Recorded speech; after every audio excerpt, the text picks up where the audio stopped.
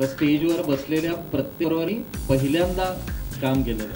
म्हणजे IME motion pictures बरोबर पहिल्यांदा काम केलं, महेश आणेंबरोबर पहिल्यांदा काम केलं, तनुजाजींबरोबर पहिल्यांदा काम केलं, नितीश बरोबर पहिल्यांदा काम केलं. सचिन अनेक वर्षांचा मित्र आहे, पण पहिल्यांदा मी केलेल्या गाण्यावर त्यांनी ओठ हलवलेले आहेत आणि डान्सही केलेला आहे.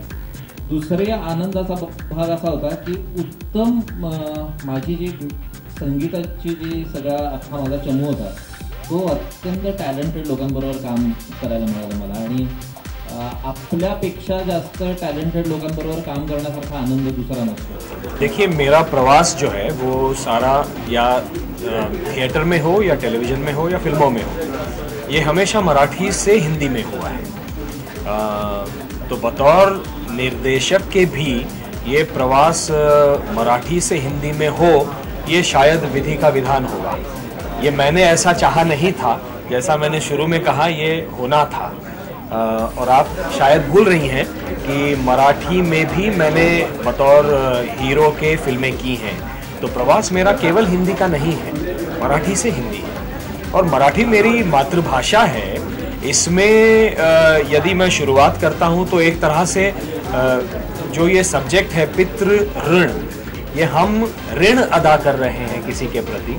ये मेरी दृष्टि से मेरी मातृभाषा के प्रति और मराठी संस्कारों के प्रति और संस्कृति के प्रति ये मेरा ऋण मैं अदा कर रहा हूँ. जी, आप सही कह रही हैं. देखिए, फिल्म केवल अच्छी और बुरी होती है. फिल्म हाँ, ये सही है कि फिल्मों में अलग अलग भाषाएं होती हैं. कभी कभी कोशिश जैसी फिल्म होती है जिसमें शब्द ही नहीं होते. हाँ, लेकिन फिल्म केवल अच्छी और बुरी होती है. वो एक माध्यम है अपनी भावनाओं को और एक कथा को साकार रूप देने का. तो वो मराठी में हो तो उसमें मुझे कोई अनुचित नहीं. ये जो पात्र है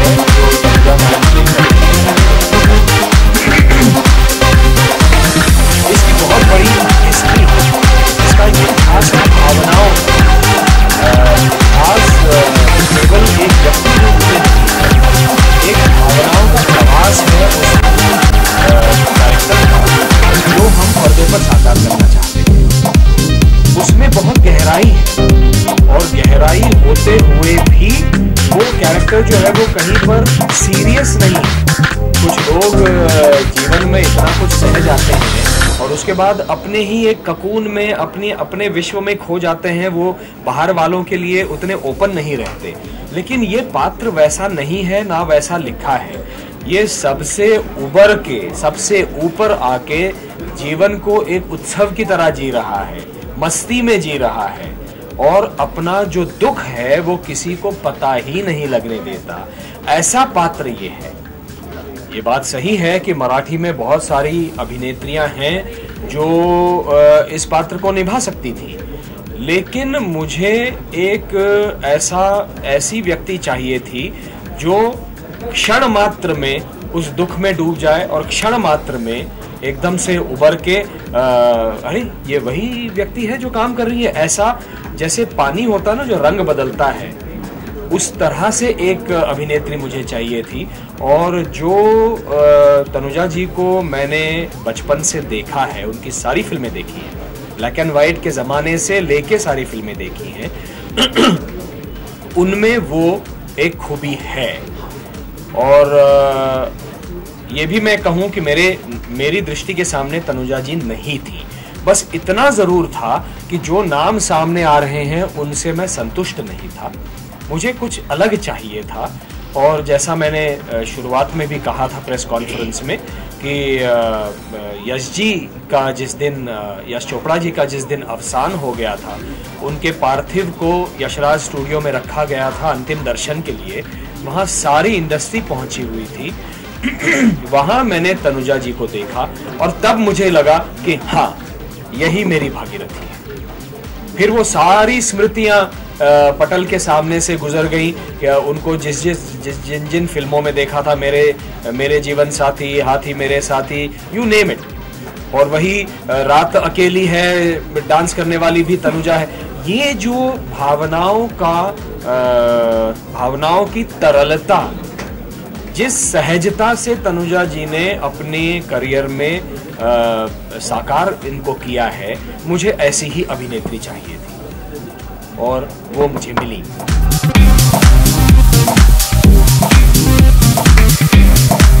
जब उन्होंने मेरे को ये स्क्रिप्ट सुनाई तो मुझे ऐसे लगा कि हाँ, ये ऐसा एक रोल है, एक औरत का रोल है, एक औरत जिसमें जैसे कि इन्होंने समझाया कि बहुत दुख सह कर वहाँ से निकल के वो जी रही है जिंदगी हंसते खेलते, लेकिन वो दुख काटता रहता है उसको। और वो इसको देख ये मतलब ये जो सचिन है, उनको देखने के बाद वो कहती है अच्छा अब उसको बात करने की मतलब मन खुला करने की फीलिंग आ जाती है। और ये कैसी कॉम्प्लेक्स औरत है, और वो कॉम्प्लेक्सिटी जो है वो मुझे बहुत अच्छी लगी। फिर हम लोग बैठे, फिर और थोड़ा सा जैसे नीतीश समझाते हैं, फिर वो थैंक गॉड वो एक्टर है ताकि वो करके भी दिखाते हैं कि क्या करना चाहिए तो इजी हो जाता है। जैसे सचिन ने कहा कि भाई इजी हो जाता है, हमारा काम आधा हो जाता है कि समझ तो सकती हूँ लेकिन कैसे हो सकता है ये ऐसा भी हो सकता है। So it's for me it was amazing feeling. बहुत ही अच्छा लगा मुझे कि हाँ, मुझे एक ऐसा डायरेक्टर मिला जो कि मेरे को समझा सकता है और करके भी दिखा सकता है और मेरा काम आधा हो जाता है। बट इस कैरेक्टर की जो गहराई थी वो मुझे बहुत अच्छी लगी। उसमें एक औरत होने के नाते और ज़िंदगी देखने के नाते और महसूस करने के नाते, सब कुछ हो जाने के नाते, अब जाके जब ये ऐसा रोल आता है तो अपने अंदर से कोई बातें निकलती हैं जो हमने महसूस की है, जो हमने एक्सपीरियंस की है, और उस एक्सपीरियंस के तहत ये भूमिका निभाई जाती है।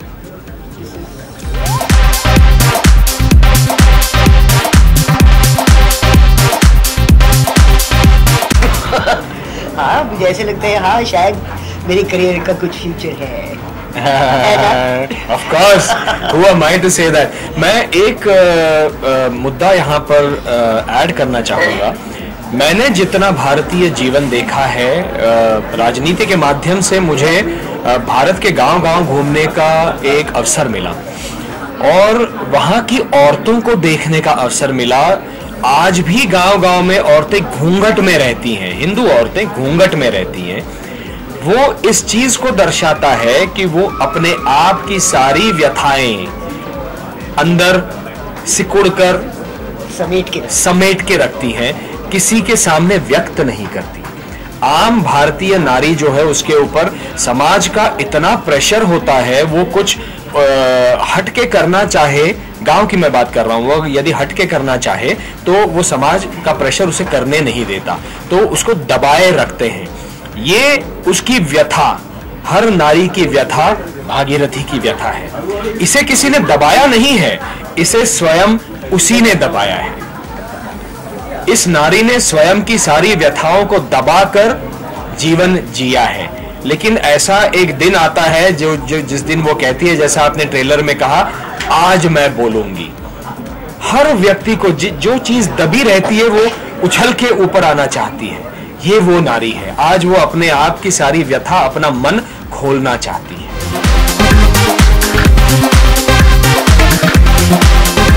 मुझे तो हिंदी फिल्म इंडस्ट्री के बारे में कुछ खास पता नहीं है। मैंने हाल में की अभी सना सरदार, और मुझे अच्छा लगा ही। और मैं हिंदी फिल्में बहुत कम देखती हूँ। जब ट्रायल होती है या मेरी बेटी बोलती है आओ मम्मा ये पिक्चर देखते हैं, आई है पिक्चर, तो मैं जाती हूँ देखने। नहीं पसंद आई तो मैं उठ के चली जाती हूँ। बट जनरल तौर पे मैं हिंदी फिल्मों की बफ नहीं हूँ, मैं ज़्यादातर अंग्रेज़ी फिल्में देखती हूँ। ज़रूर काम करती हूँ हिंदी फिल्मों में और कर भी चुकी हूँ, लेकिन मैं जजमेंट इवैल्यूएशन दे नहीं सकती, क्योंकि ऑडियंस जो चाहता है आजकल शायद वैसी पिक्चर बन रही है। मे बी जैसे कि मराठी का ऑडियंस बदल गया है, खास इसलिए हम लोग ऐसी फिल्में जैसे पितृऋण है वैसी फिल्में हम कर सकते हैं। हिंदी में शायद वो वक्त आया नहीं अभी तक, और आएगा एट सम स्टेज और दी अदर।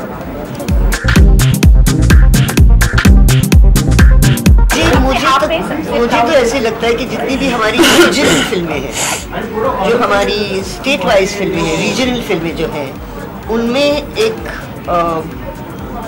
उनमें अभी तक एक ये है कि वो इंडस्ट्री छोटी सी है, उनमें अच्छी कहानियाँ हैं, और हिंदी फिल्म इंडस्ट्री जो इतनी बढ़ गई है और इतनी वेस्टर्नाइज हो गई है, तो उसमें हिंदुस्तान का बहुत अंश कम हो गया है शायद।